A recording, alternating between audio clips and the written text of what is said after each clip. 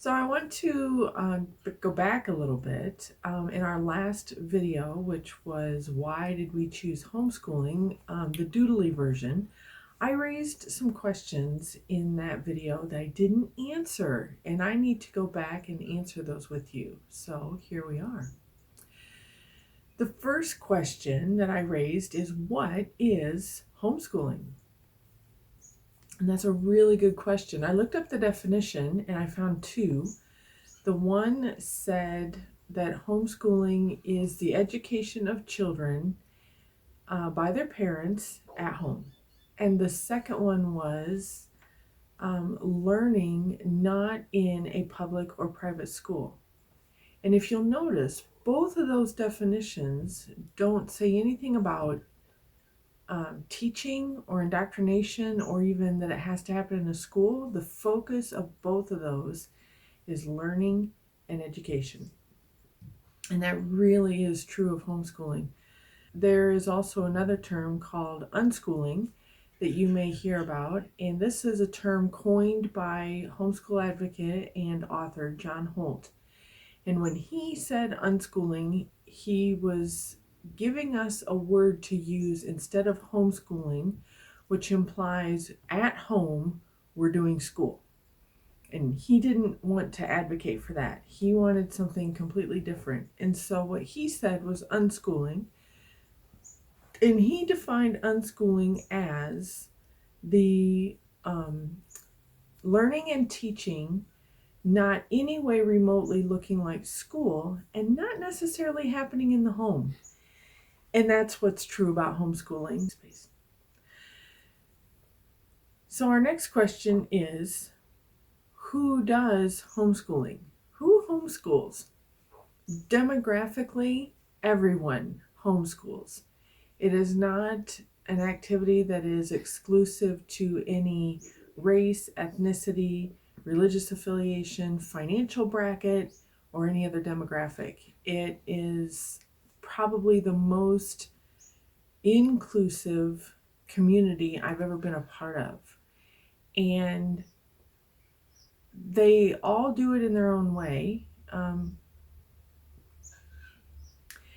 You would probably find homeschooling families in your neighborhood, and if not, definitely in your postcode, because they look like everybody else. There's no special uniform, no special handshake. It's just families being families. How do we do homeschooling?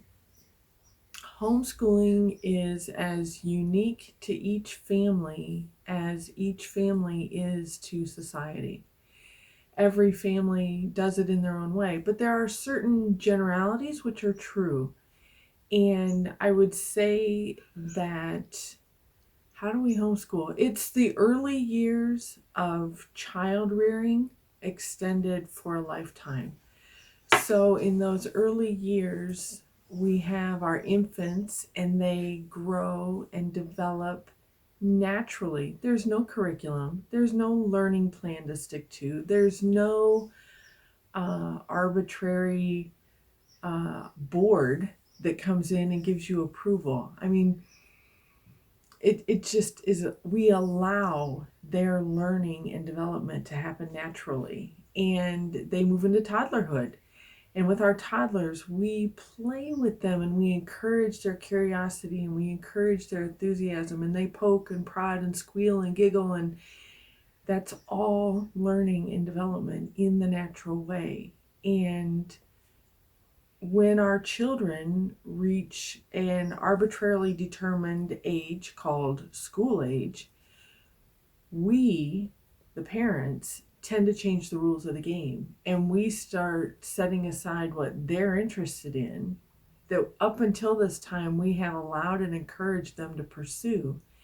And we say, no, we have to replace all that now. Now there has to be reading and maths and workbooks. So we change the game, and then we wonder why our children don't like school. Homeschooling is not school unless you make it into school. But think about school. You might be thinking, but my children hate school. They hate learning. No, they don't. What they hate is being forced before they're developmentally ready, when they don't even have an interest, to learn about topics that you've decided that you or the school has decided they have to learn about. What children hate is being forced to attend day in and day out when their interests are actually at home. What they hate is not being allowed to be them individual selves. And there's other things too, but children don't hate learning. They were born learning. They were born curious. It's as innate as breathing.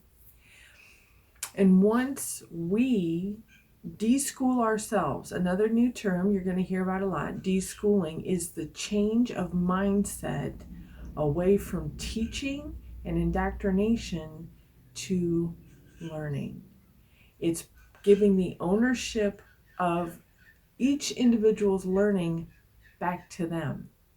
I don't have to own my daughter's learning and force it upon her by teaching it to her. I just let her learn, make the resources available to her that she can learn what she wants to learn, how she wants to, in the way that's most meaningful to her to learn it. So she might be learning history. She might want to just read a book. She might read a book and go, ooh, I want to act this out. And the next day, we take pieces of fabric and we create a Mesopotamian costume. Yes, we've done that. She might want to make a flatbread recipe that she read about was baked on the hot rocks along the Mesopotamian River. There's not a Mesopotamian river. Along the rivers in Mesopotamia. You know what I mean? She might want to, but this reinforces the learning that she read about in the book. And she's reinforcing it in her own way. If she was in school, how would they reinforce it? Let's have a test. That does not reinforce learning. It reinforces short-term memory. So how does homeschooling happen? It happens through encouragement. It happens through making resources available. It happens through taking those games that we happily engage in with our infants and our toddlers, those silly games that make the child laugh and that make us laugh, and we keep doing them as our children get older and older. So yes, I'm very involved in my daughter's learning, but not as a teacher. It's as her mate. We're going through this together. Not that I need to learn along with her, but that I have the privilege of her inviting me to learn with her. You see what I mean? So we've got, what is homeschooling? I'm looking at my notes. Who does homeschooling? How does it happen? Where does homeschooling happen? Some of it does happen in the home, but there doesn't have to be a schoolroom. There can be. If you have the space and it works for you to collect all your homeschooling resources in one room and go there to do the lessons with your family, more power to you. Great. But it doesn't have to be. There does not have to be a schooling room in your home. Laura Ingalls Wilde, I'm from the U.S. Laura Ingalls Wilde studied at her family's table every night after dinner.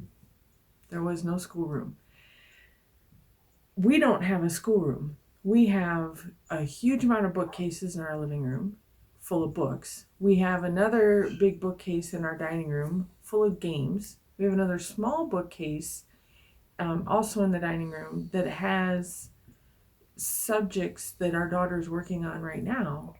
But there's also a kitchen, which is science, and it's math, and it's language, and it's art. And we have a garage, which is science and math and art. And we have computers, which are technology and design and math and language and art. And we have a whole outside that we can go out into, and there's phys ed, and there's art, and there's social context. Children learn all the time. They don't turn it on and off.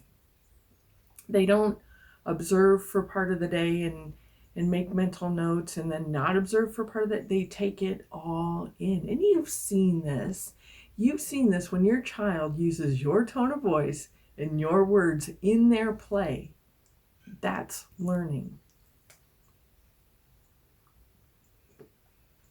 So to think that they're only learning when you sit at the table with them and direct them to this activity through this subject, it's not reality. They're learning all the time. They're watching your relationship between you and your partner and you and your friends and how you relate to each other. That's the basis of their social skill set. Scary, isn't it?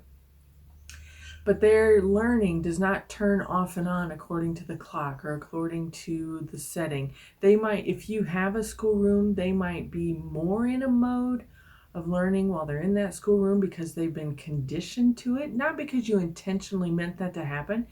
Fact of the matter is, when they're in the schoolroom, they probably would need to focus on the activities that you put in front of them. Call it what you want. It's conditioning, okay? Conditioning doesn't have to be bad as long as it's respectful. Okay, so where does it happen? So you can go outside the home.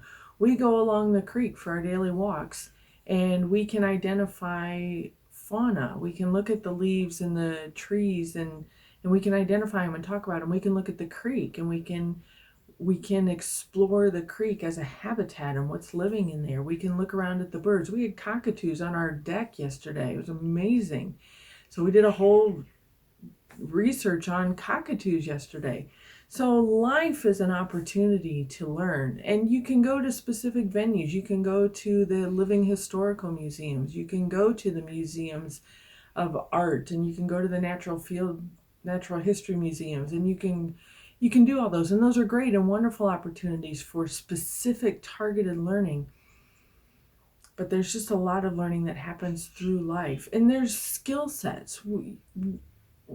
We're physical beings living in a physical world that's not yet replaced by a virtual world. So we do need physical skills. So cooking and keeping the house clean, and how to do laundry, and how to fuel up the car, and how to change the oil, and how to mow a yard, and how to keep a garden, and hundreds of other skills, and are developmentally healthy for us to embrace. Our brain is not changing as fast as technology, and developmentally we need to interact with the physical world. We need hand hobbies, if you will, to stimulate the development of our brain, of our children's brains, but even for us adults. If we don't want Alzheimer's in our early middle ages, we have to keep our brain functioning. And so doing crochet and knitting and wood carving and whatever skills, even jigsaw puzzles are really, really good for brain development. So I think I've covered them all. And if I haven't, so we did what is homeschooling, who does it, where does it happen, and how do you do it? Those are what I intended to cover. I can go in deeper on them. So what are your thoughts? Do you see what I'm saying as I'm talking about these things? In some ways, it's very, very hard because it's so different from what we know from having been schooled. But in other ways, it's so easy because it's actually just life. Will you use textbooks? You may or you may not. Sometimes they are a great tool for information that your child is looking for that you don't know where else to source it. So textbooks aren't evil or bad. They only present one perspective though. So if you can find 2 or 3 on the same topic, or living books on the same topic that give you a wider perspective than one author, that's the best way to go. So do you see what I'm saying? So it's only as difficult as you make it, except that it is difficult because it's not what we know. So, but it's fun, it's challenging, it's rewarding, frustrating, but it's family in a way that you probably haven't experienced family before. But it's also the community and the families are tight in the ways that they used to be pre the industrialization of education. So there's a lot of good in homeschooling. You see what I'm saying? What are your thoughts? Share them with me below in the comments. I love reading your ideas, your thoughts, your reactions to what I'm saying. If you have any questions, please leave them below. I will answer you, or it may spawn a new video down the road. So thank you for joining me today, and I will see you next time.